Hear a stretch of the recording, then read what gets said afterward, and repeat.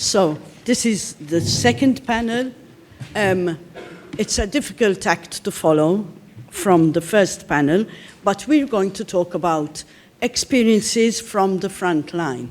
And I am privileged to have 4 frontliners with me who will give their presentations and kind of show how the issues raised by Marie and by Saga can be maybe made a bit better for the people going through the experiences by the type of services they receive.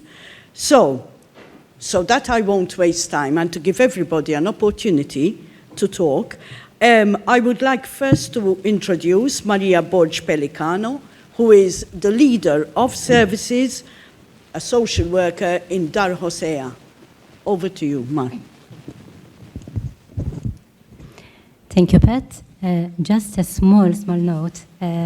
Would like, as in this conference is the fruit of collaboration with CAP International. It is still in its infancy, this collaboration, but yet today we are here. So we would like to thank CAP for organizing this conference with us.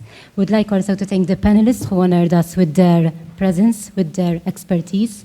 We are very grateful that you came from abroad, including the panelists from Malta. You joined us in this conference. It is very important to us. And just to mention that the aim of this conference emerges from the heart of people who are involved in the lives, somehow in the lives of women in prostitution.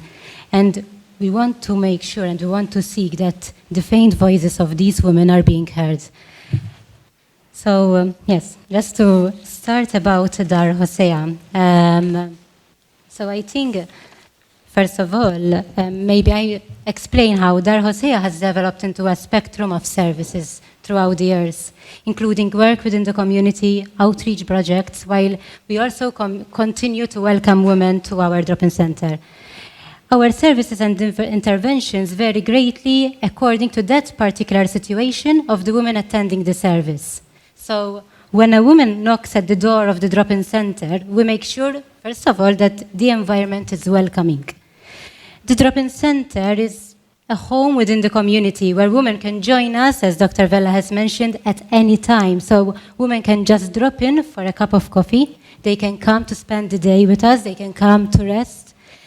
They can also be provided with therapeutic support, emotional support, psychological support, social work interventions, and other practical interventions by our professional volunteers. It is important to mention that every woman who comes to Dar Hosea has an individual care plan. So it's not a service that fits to all, but we ensure that the service is meeting the particular needs of that woman who is attending our services. And in actual fact, when they come to us, we sit down and we decide together on the support that they would want and require.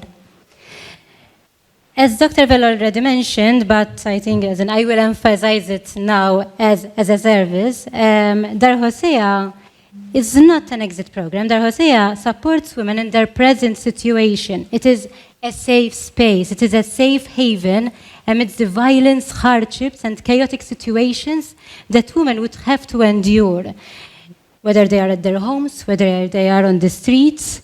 And women come to rest. They come to seek protection. They come to seek reassurance, to seek support. And once the women come, we accompany the women at every step, even if the steps are small, and sometimes they tend to be very small steps, and that's okay.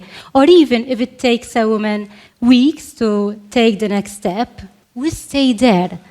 Because we believe that each step for that woman is a huge success. And we actually celebrate each small success she attains, each small step she does.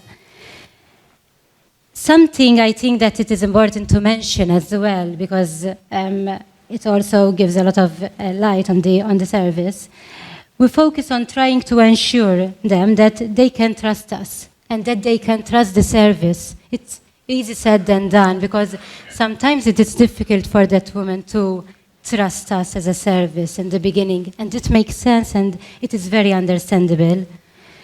Because, and here I will give examples of some stories. I think it is important that today we mention stories of these women who maybe are not on the panel, but we are here to represent their important stories. So one particular woman, she was explaining that the person who should have protected her was the person who actually abused her, most of the time sexually. And I think like this is a story across the board of several experiences of the woman. This could be their father, their grandfather, or any close relative. One woman recounts how her mother, at a tender age of 12 and 13, she was so young, so she used to place her on the kitchen counter and allow men to come in and touch her and abuse her. So this was her mom who was giving the go-ahead for these men to use her own child. Another woman explains how when her older sister used to ask anything from her boyfriend, his reply would be, "Get me your younger sister and I'll give it to you." And her mother was aware of this, but she never did anything about it.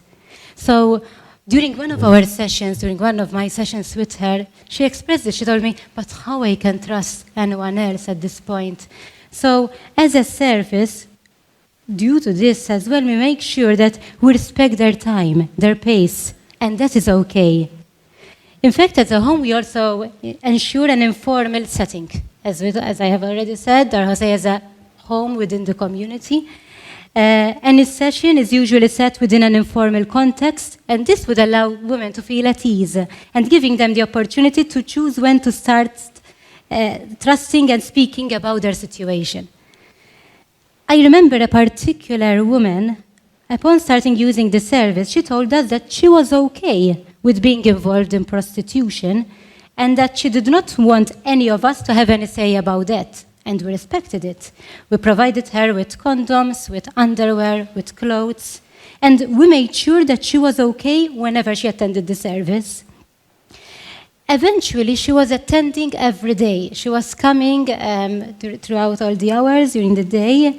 She became more comfortable with the professionals, with the volunteers, and she started disclosing her experience. And then she told us that her husband was the person who was actually pimping her. And in this situation, this woman could not tell us otherwise, could not tell us that she wanted to exit prostitution, because this was a real case, a typical case of domestic violence. We had this perpetrator who was sending this woman, who was making sure this woman was going to prostitution to provide him with the money that he wanted to get. In this case, we showed her that through the service, she did not deserve violence, but love. Through our conditional support, we were there every day, assuring that her violence is not a norm, and she started working towards loving herself. And I think it is important that we emphasize this high correlation between prostitution and domestic violence. I had another session with a woman who was crying hard since she had lost her husband just 1 month before the session. And she was saying how much she loved him, and at the same time recounting about how much he used to beat her up, how she ended up in hospital, in shelter several times due to his violent and aggressive behavior. And at the same time, she was stating that she misses him because he was the only person who had ever loved her. She explained how she was brought up not knowing who her parents were, but this guy, her husband, actually loved her, according to her, and no one has ever loved her before. And again, there it was so clear that this woman was bereaving the only man with whom she had shared the experience of love. And she could not challenge that, because she could not know and comprehend that love means something very different to violence. And there we were there to help the woman realize her worth, to help her realize that she deserved to be loved. Despite learning otherwise through her life experiences, Dar Hosea was there to help her unlearn these deep-rooted ideas and support her in psychologically rebuilding the notion of love for herself. Another particular woman recounts how her grandma was the person who introduced her to the reality of prostitution and how her own dad was the one who pimped her. At a tender age, she was aware that prostitution was the only ambition she could attain, and there was no way to challenge that. It was so innate with her narrative that it was difficult to think about reality differently. She used to tell me, I never used to attend classes at school because it was in vain. I knew that I was going to be involved in prostitution when I am 14 or 15 years old, like my cousins did. So when she came to Dar Hosea, she was amazed about the simple fact that there is this different reality exists. She appreciates an environment that listens to her cries and joys. And she started exploring other options when attending Dar Hosea. Let me mention that it is beautiful to witness these moments when women start to appreciate themselves more. However, sometimes this brings with it negative realizations. The moment they realize that they need to change the way they perceive themselves, they also acknowledge that their past was unjust, and this brings with it heavy feeling about close people in their lives. And this is why we need to support them closely through this process. Another woman, several of the women, unfortunately, recount horrendous stories of violence. One woman once told me, Maria, you cannot even imagine what a man expects me to do. I'm tired. I don't know how longer I can last doing this. Through all of this, as explained in the beginning, Dar Hosea follows the women through their situations with much love and respect, something that, unfortunately, is not available in the outside world. Just recently, a woman came to Dar Hosea after spending the night on the streets, and she was in a very bad physical state and mentally. She was constantly crying, and at one point, she was just staring at me with tears rolling down her cheeks. And at one point, she also showed me her hands, which were black with dirt. At that point, I must admit I felt helpless. And seeing in her state, I encouraged her to have a shower and explored with her whether this would help her feel a little bit better. And her reply was, Maria, what happened last night won't be washed away with a shower. And there it was again, a reminder that our doors remain open to them to come whenever they want. And our women do not need to make an appointment. They can just drop by, and we are always there.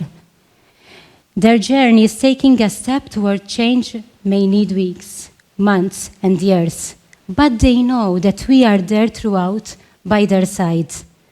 And in saying this, I think it is important to emphasize also as Dar Hosea, also as frontliners, that during this time, as this conference is trying to portray and explain, we have this opportunity to decide on the future of these women. At Dar Hosea, we do not speak about numbers. We speak about women whom we have known for years. We know these women, we know their faces, we know who they are. And it is important for us that the future of these women is being safeguarded, because the violence that they go through, we witness it, let alone, and it is difficult for us to witness, let alone for them to go through it. Yes, to conclude, Dar Hosea is a family to women who have been deprived of a caring environment. Dar Hosea is a source of love to women who are still learning how to love themselves. Dar Hosea works towards ensuring that no woman in prostitution suffers injustices, because ultimately we are a society which needs to see that all rights are being enjoyed with no discrimination. Dar Hosea strives to give another opportunity to women towards having a dignified life. And we just hope that we all share the same perspective here, that of ensuring that no woman has to live in violence. Thank you.